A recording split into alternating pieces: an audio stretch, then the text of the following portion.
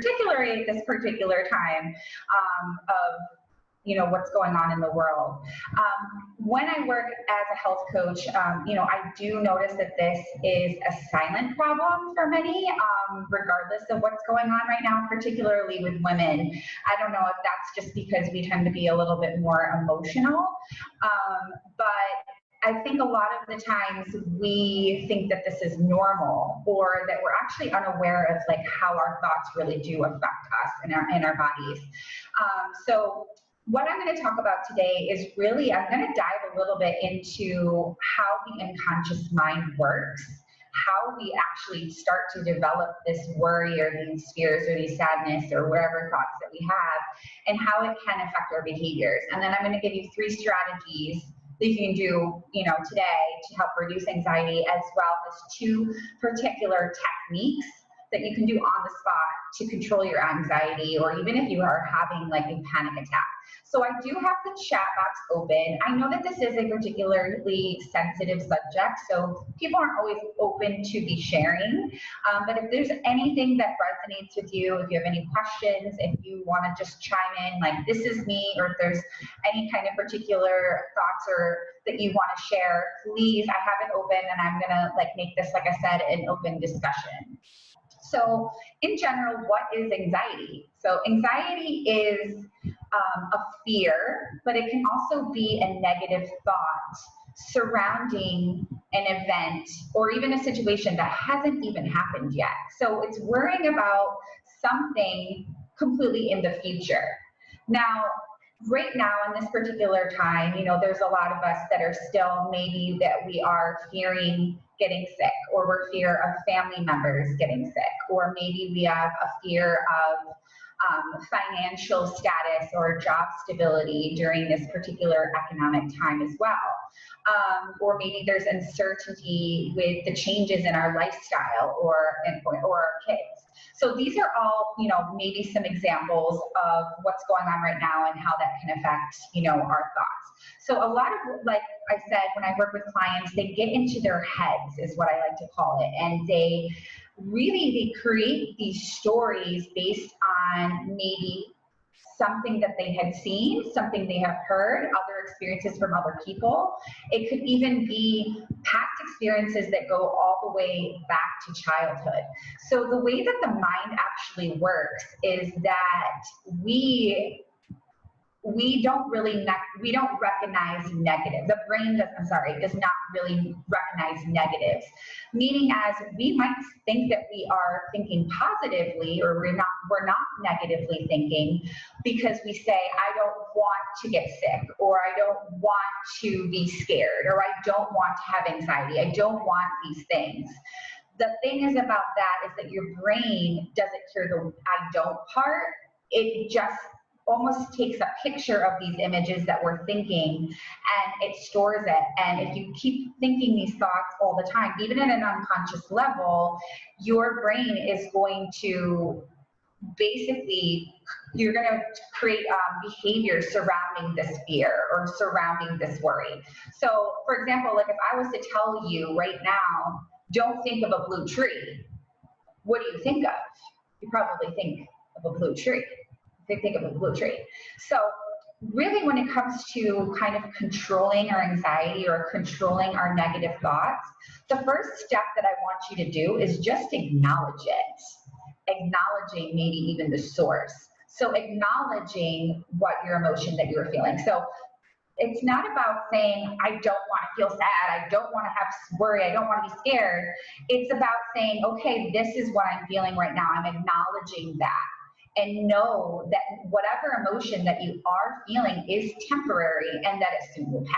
So even happiness, even the good stuff, we have to appreciate in the moment. And this kind of continues on the session that we did last week, as far as staying in the present moment, practicing that meditation, practicing that mindfulness, because it brings you back to the center and bringing you back to the present, not worrying about the future and not worrying about the past.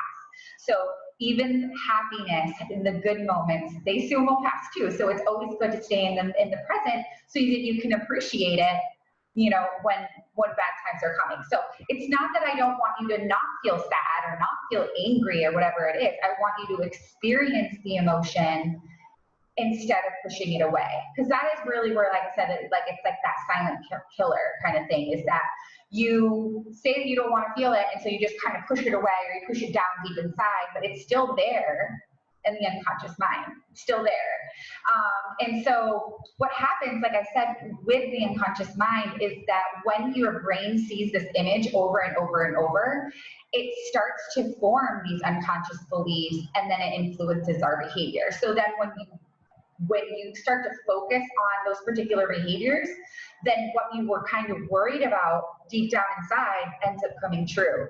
And it basically just confirms that your worst thought was right. You know what I'm saying? So it's almost like the placebo effect. Your mind has a great amount of control over your body. So the placebo effect, meaning, as you know, when they do controlled studies as far as, let's say, like a drug or a treatment, they give one person the pill and then they give another person a pill that doesn't have the correct ingredients, but that person still feels better because their mind thinks that they're taking the treatment. So it really does have this great influence on our body. So really, before we jump into the strategies, I just wanted you to be completely aware that it's okay to feel those certain things. It's okay to feel fear, worry, whatever it is. Just know that it will pass and just accept it. So I do this little trick that I do now, because I would think of something, it would pop up out of nowhere, and I would get so frustrated with myself in the fact that I was like, why am I jinxing myself? I'm going to think that, and now it's going to happen. So now I no longer say, don't think that way, Jessica. I say, okay, thank you for showing me what I don't want. And I kind of forgive myself for thinking that. And I say, but this thought is no longer serving me. And then I let it go. So instead of saying, I don't want that, don't show me that, I kind of just say, I forgive myself. I don't want that. Thank you for showing me the part I don't want, and I move on. Okay. So I hope that's something that you can keep in mind. So I want to jump into as far as the strategies are concerning. So as far as acknowledging the source, the very first step in trying to reduce anxiety is basically to form boundaries and to limit where that source of negativity is coming from. So, right now, a lot of the negative news stories is producing more hysteria. So if you're someone that's watching CNN all day, or you're watching the news and this is amping you up and it's getting you worried about what's going on, then I would definitely limit them out the source. So when the coronavirus first started and the quarantine first started, I was getting bombarded with text messages from friends and people sending me links to articles about death tolls and all of these things, and I had to set boundaries with them and say, listen, I do want to be informed as far as what I need to do to be safe, but this isn't helping me. This is not making me feel good. The death tolls, and all of the negative news stories is not what I want to hear right now. So I really wanted to be more mindful and kind of limit what I was consuming. So the same thing goes with any kind of social media. So the thing about social media is it's almost we go into a hypnosis and into a trance. So you're consciously scrolling, but your unconscious mind, again, is picking up those images. So you can be seeing these things, and it might be stored again in your brain and cause some kind of anxiety or worry. So limiting the accounts that you are following. So maybe you're following a bunch of fitness accounts, or you're following a celebrity that doesn't really make you feel good. Mute those accounts. The same thing goes with Facebook. If you have friends or family members that are constantly posting negative stuff, how many of you, I'd like to hear that. How many of you have ever had to mute someone or unfollow someone, or maybe you feel like you need to now that I'm saying this, but you see a lot of stuff on Facebook or Instagram, and you're like, it bothers you. Sometimes you just have to do that. They're not going to know if you say, yeah, too toxic.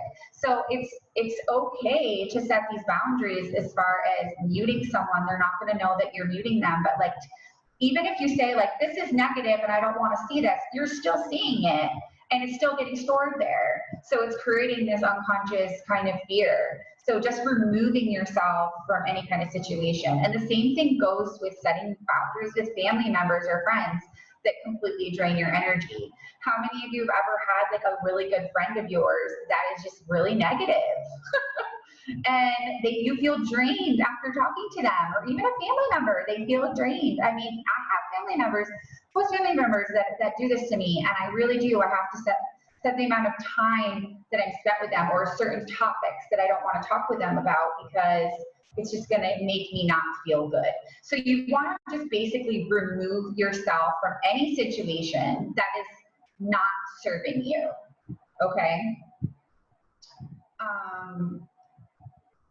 Moving on to that, the second strategy that I hope to get to come across is that I want you to realize that you cannot control the situation, but you can control the way that you react to the situation. So you can control your thoughts based on that. And so what I like to tell a lot of my clients when we're dealing with this is like to try to reframe your thoughts, or to actually write what's called an affirmation. So a lot of the times we don't even know where the thought even comes from, yet we believe literally everything that we think. So like I was saying at the beginning of the presentation, sometimes these unconscious thoughts, they come from like childhood experiences. And they say that actually before the age of 7 years old, that we're basically in hypnosis. So you basically absorb like a sponge a lot of things from your parents, or from situations or events that have happened. And they can be very, very minor events. They don't have to be anything traumatic or anything like that. But as a child, seeing it at that age is definitely amplified, and it's the way that we would kind of respond to that. And I don't know if you've ever read this book, The Four Agreements, but it is an excellent book. It's really, really great. And in the book, he talks about a story about a little girl who was singing one day, and her mom was on the phone, and she was really irritated. And so she suddenly just started yelling at her daughter and was like, "You need to shut up. Like, your voice is just so annoying. Like, stop singing." And that little tiny phrase, the girl basically just never wanted to really sing again. She loved to sing, but she never wanted to sing because of this like small little incident that happened when she was a child. Now, like stuff like this happens all the time, whether or not whatever that's surrounding around, but there's, saying as far as little experiences that happen to us. So another really good example is I'm working with a client right now that is, newly pregnant. And we were working with her, her anxiety as far as her concern with the pregnancy. And she was saying, like, I'm so scared I'm going to get nauseous, and I'm going to have all this sickness, morning sickness. I'm afraid I'm going to gain a bunch of weight, and I'm going to have this horrible pregnancy and all of these things. And I'm like, well, where did you think of me? Where are these thoughts or these fears coming from? And she's like, well, I have a good friend of mine. She's my friend, she already had her baby. She's on her second baby. She gained 50 pounds after that she can't lose, and she was so sick and all of these things. And then she had prediabetes, and she had all of this stuff. And I said, but that's her story. This isn't your story. And that's what really happens a lot of the times, is we gather these kinds of things from other people or what we see in the news and the media, and we start to believe them as our own truth or experiences, and we don't even know where it really kind of came from. So when it comes to controlling the way that you are thinking, what I'd like to do again is just to reframe your thoughts. So let's use another example. Sometimes I get a lot of people that they worry about gaining weight or losing, or not being able to lose weight. And so their negative thoughts would be surrounding, like, I feel fat, or no matter what I do, no matter how hard I work, no matter how healthy I eat or how much I exercise, I just can't lose their weight. So what I try to tell them is these are all negative things. The way that you need to reframe it is to make it into a positive. So the way that you can basically reframe this as an affirmation would be like, I might not be happy with the place that I'm in right now, but I'm taking the necessary steps to get healthy, etc. Does that make sense? So basically, in a nutshell, your body pretty much follows what your mind thinks. So if you are focusing again on all of your attention, then your behaviors are going to change. So in summary, what I would like you to do on a daily basis is just to check in with yourself, and throughout the day, ask yourself, how am I feeling right now? Am I feeling good? If you're good, like, continue. If you have some negative thoughts, well, ask yourself again, what am I feeling? Am I feeling anxious? Am I feeling worried? Or am I feeling sad? Am I feeling angry? Whatever that negative thought, you want to let it sink in, accept it, and then kind of reframe that negative thought. Is there anything, again, I know that this is kind of a sensitive subject, but is there any particular worry or anxious example that anyone wants to share that they want to share in the chat?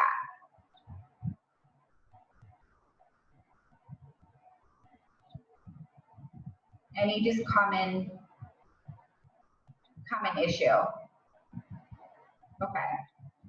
So getting on to the next strategy, this one's a really quick one, and it's kind of a little bit out of the box. This is more of a biological reaction of anxiety, but if you are already prone to anxiety, then you definitely want to reduce the amount of caffeine and sugar that you are intaking, because both of these things, they're stimulant. So they stimulate your adrenal glands, which are your stress glands. So causing more stress by eating a lot of sugary foods, or by drinking a lot of coffee, is only going to put your body more into that fight or flight mode, and it's going to increase that response. So if this is something that you're definitely prone to, I would definitely reduce your caffeine and your sugar.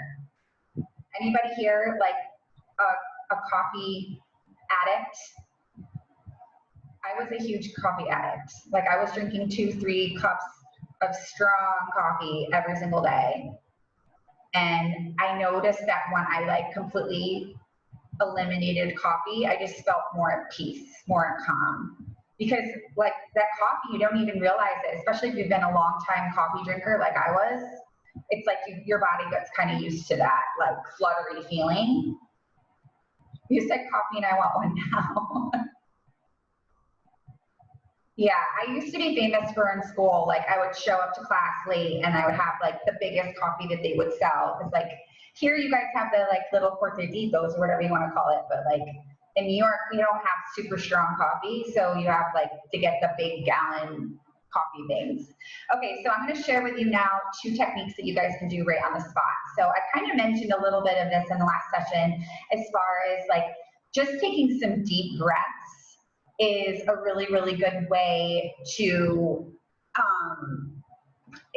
basically center yourself. So when you're doing that check-in, and you're saying to yourself, well, how do I feel? If you feel like you're a little bit anxious, or you're feeling a little bit, not even keel right now, I would just, kind of center yourself and take some, what they call deep belly breaths. So the way that you do deep belly breaths is just what it sounds like. You don't want to breathe using your chest. So the best way to do this is to actually put your hand, I don't know if you can see me, put your hand over your chest and put the other hand right over your belly. And so what you do is, when you take a deep breath in through your nose, you actually want your belly, so your hand, to expand and not your chest. So you're going to take a deep breath through your nose, let your belly come out a little bit, and then as you blow out through your mouth, you're going to feel that contracting. And you can do this as many times as you want, but just doing it as simple as 3 or 5 really, really deep breaths is really, really helpful to just kind of bring it back to the present.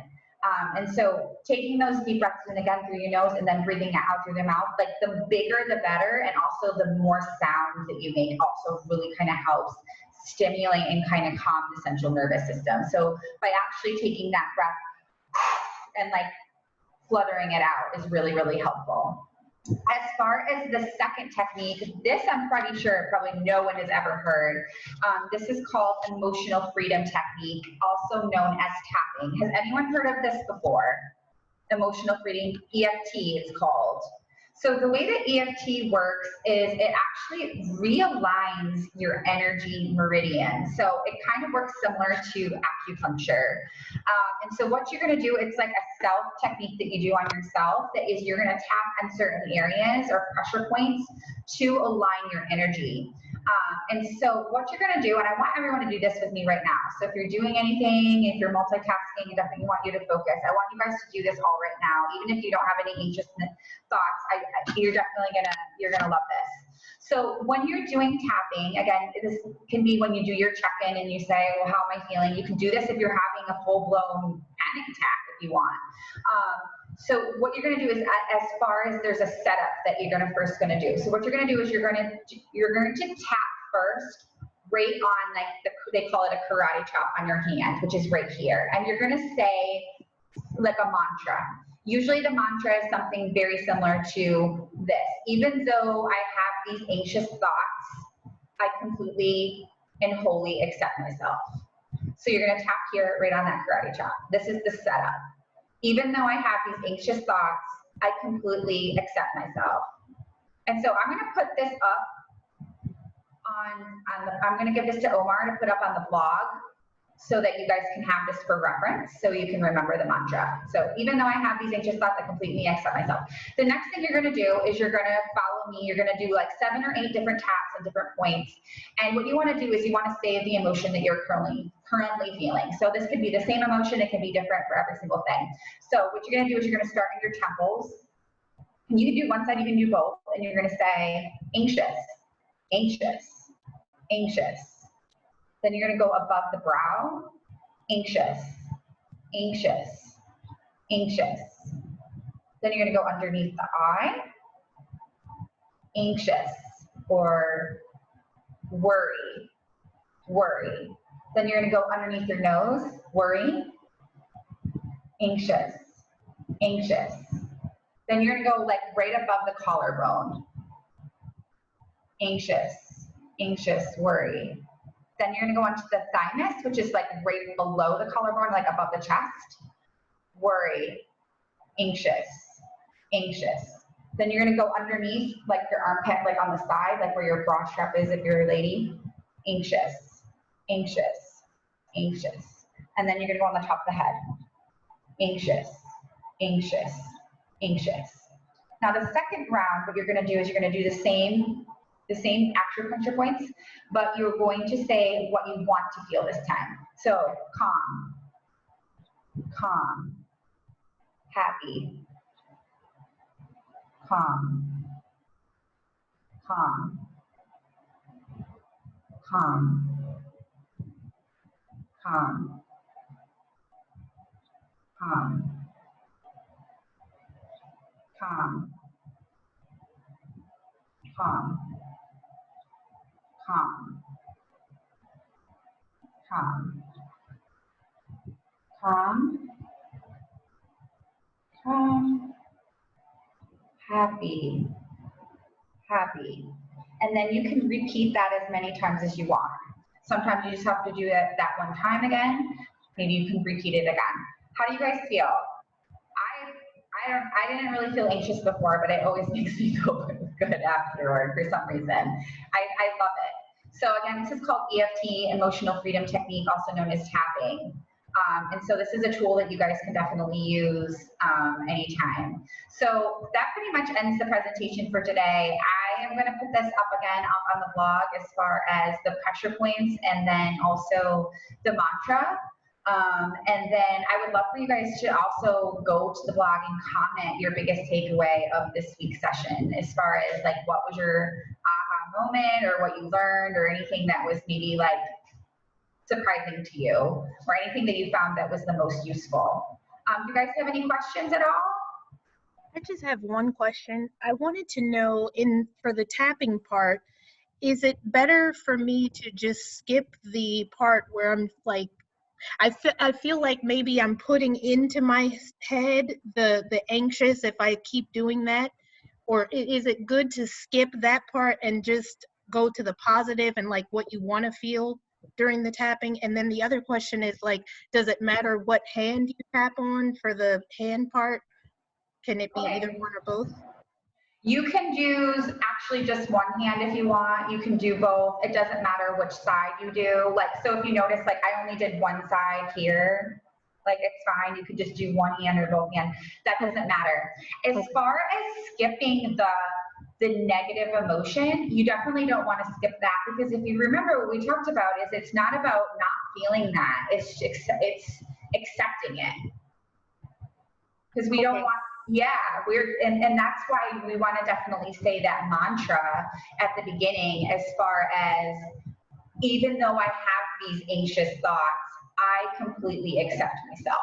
So that is similar to what I was saying earlier, as far as when I get those negative emotions in my mind, instead of saying like, oh, why'd you think that? Like, you jinx yourself. Now I basically say, I forgive myself for thinking that, this is not serving me, and pass. So you definitely don't want to accept that, or you don't want to skip that part. And this has been around for a long, long time. This particular technique, like I didn't develop it, so it's something that is part of the process that you don't want to skip. But it's more about acknowledging and accepting that.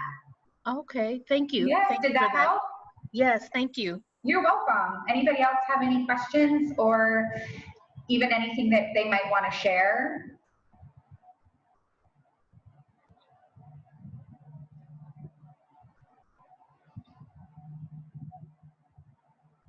No? Okay. Thank you. So yeah, you're welcome. I hope that this really helps you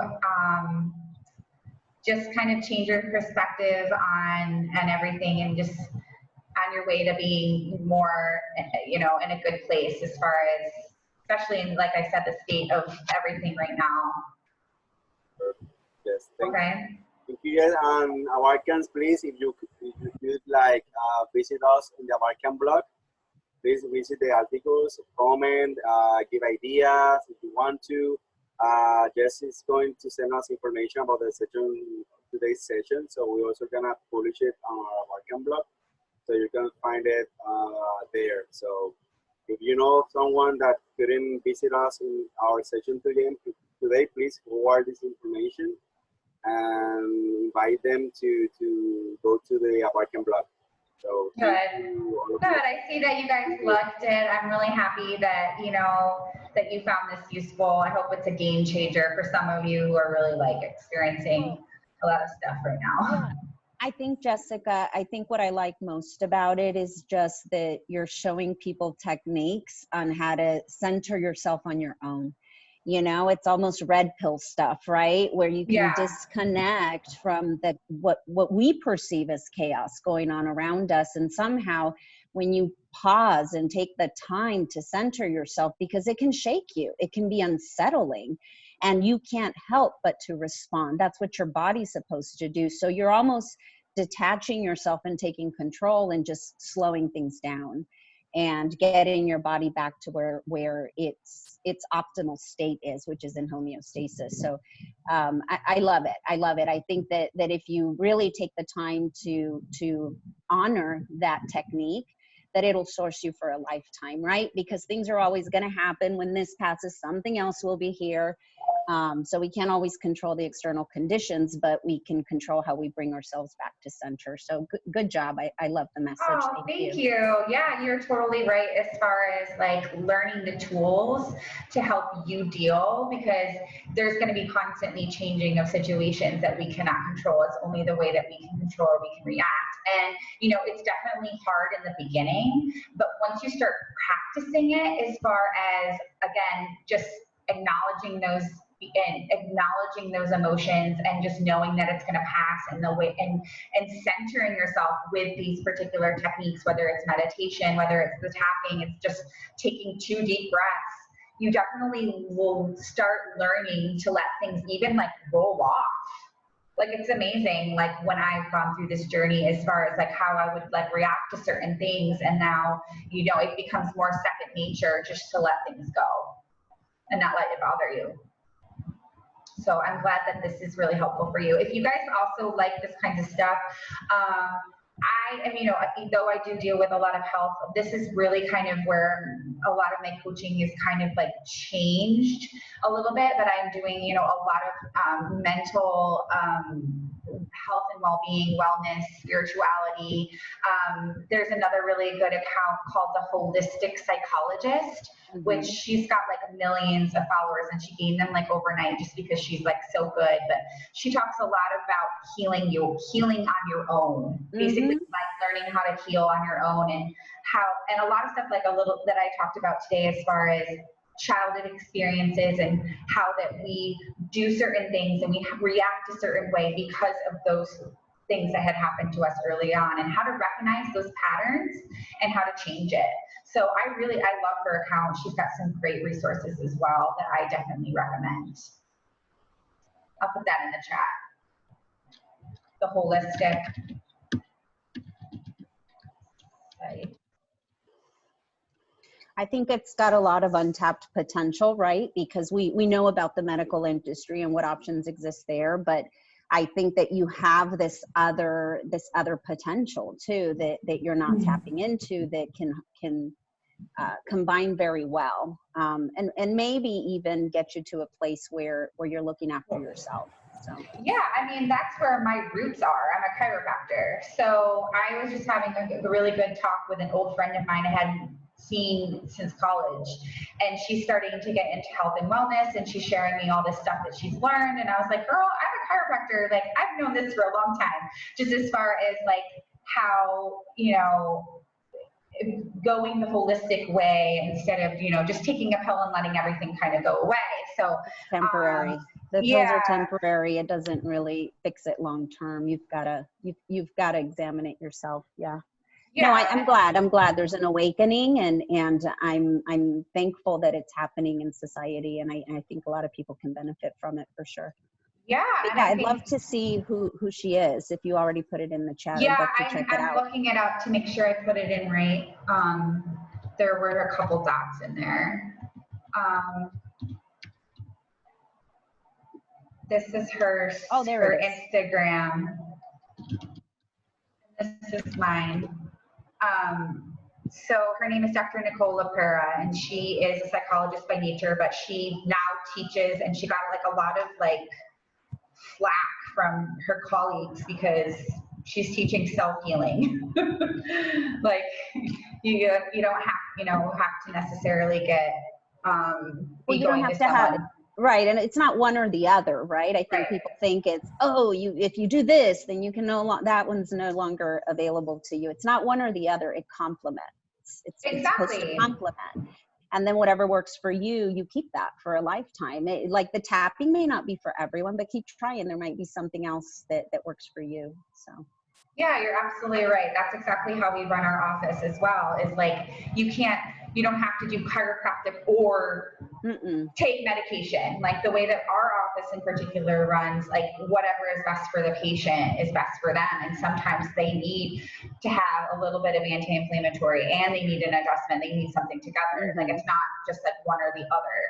The problem becomes when people try to mask or cover up something for so long, and then they come to us and it's like kind of too late, or the damage has like been done. So yeah, thank you so much for all that insight. Anybody else want to share anything? I want to share something. And I know, Omar, that we are like 6 minutes past the limit. Okay. But, now there's that it's more like it's a smaller group. I have anxiety disorder. I've been battling with that for like 7 years. And for the last 2 years, it went like out of control. And that's when I started to discover self-healing. So I started to do yoga, I do the tapping. I also commented that I count letters, I count the windows and everything every time I feel like I'm gonna have a panic attack. But in this process, because the topic of anxiety is so sensitive now in these times, I think that, how can I explain this? I think that in the process, I can also include that while you're self-healing, you also develop self-love for yourself, because in that process where you're trying not to go over to a pill to be okay, to feel okay, or like you say, if you go to a chiropractor, he's gonna give you anti-inflammatories to heal your back temporarily, because we know what pills do. But in this process, it's hard, it's natural, but you also get to know yourself, you get to love yourself, and you get to get control over your body. So I like this. I love this coffee break, and the techniques that you shared, they're also new. So I'm gonna start implementing the tapping. I didn't know about that. But yeah, something that I want to share, like for people who are here and maybe they are into pills because they haven't learned that path. It is hard, the path of self-healing, because you don't. I mean, it's you yourself with this anxiety, and it's a really strong battle. But you develop self-love, and at the end of the day, like, that feeling that you can own your body and you can control your thoughts and you can heal yourself is worth more than relating into a pill or finding another easy way or temporarily way, because it's everything is temporary with a pill, than having something like stable. And that's, I just love this. I love this. Chills. Thank you so much for sharing that. Like, that was really beautiful, everything that you said. And you are so right, as far as, like I said earlier, I do work with mainly women, and a lot of the anxiety that I get when I'm working with them one-on-one is like a negative emotion or fear about themselves, as far as their bodies, or just like a lack of confidence, when a lot of the unconscious thoughts are from something that you see in the media or you see on social media, or something maybe critiqued by your mom that when you were growing up that makes you insecure. And so, just becoming more aware of it is like the first step, because I know for a fact for myself, for a long, long time, I thought I was Superwoman, and I would say, I don't have stress. I'm good. I don't have anxiety. That's normal. Or I would say, like, it's just that I was a really good stress manager. I'm really organized. Like, I'm on top of everything. I have my shit together, excuse me. But so I didn't really realize the amount of like thoughts that were constantly going on. And then once I became more aware of it, then I was able to help self-help, create more body acceptance, self-love, like you said. So thank you so much for sharing that again. That was really beautiful. Anybody else want to share anything? I don't mind my extra time here. If you guys want to talk about anything else, I'm here. I think what Adriana said is so true, right? We've heard the saying, know thyself. And that's what it feels like when you start going inward, and some things you discover are not good. They're things that your impact on other people. And so you not only just bump into things that you need to change to protect yourself and stop the bombarding, but also your impact on other people. So it's and it's a lifelong process, I think. So thank you for sharing that, Adriana. It's so true. Yeah, we're always growing. I'm always learning. So it is like a process, like you said. And I'll share with you, Jessica, I just found a little book. It's a little paper bag at Sprouts. It's a Whole Foods store, and written in 1976. And these concepts, they were writing about them and how, and I looked up the Master Cleanse, it's called, online, and they all focus on, it's a diet. And it's like, you're missing the point. It's not a diet. It's just a 24-hour clear your toxins. And they even encourage, in 1976, they would say, the guy who wrote it was a vegetarian, clean eater, and he said, it doesn't matter. This is not a weight thing. This is something that you should do to just cleanse yourself. And so he starts off with all these philosophies about this, about meditation. And so it's a holistic, and he really talks about, the nutrition that you're taking in, and how it can be powerful because it's got vitality, right? So, and spirituality, and just how to holistically be well. And he never mentions weight loss, but then when you look it up on the internet, it's just, this is not a good weight loss. When you stop, you're gonna, it's not weight loss. And that's the problem, I think, with society. We just think of, of weight loss and medications, and not something else Yeah. that can help us in a different way. So That's- I could go on that's why for it's so- hours with this. So. It's definitely a Western civilization, though, that we are like all obsessed with this, you know, and other civilizations, you know, holistic is not new at all, but it is really new for a lot of people over here. So it's just, that's what makes me so passionate about it, is to like just spread the awareness of self-healing in all different forms, and just knowing that you have the control over your body, you have control over your thoughts, and your well-being in general. Well, I'm so glad. This seems like it was a really interesting session, and I'm happy that you guys shared with me, because I was like, oh, I don't know if anyone's going to share this topic, but I'm glad that you guys felt really, really comfortable about doing that, and it was so great. Anybody else want to add anything? All right. So we're good? Good. So, I mean, if you guys do the tapping technique, definitely head over to the blog and let us know, like, if you liked it, if you, like I said, anything else that your biggest takeaway was. It definitely helps us know, you know, what you like and what you want to hear more of. Thank Okay. you. Yes. You're welcome. Bye, everyone. Have a nice day. Bye. Was great. Bye. Bye.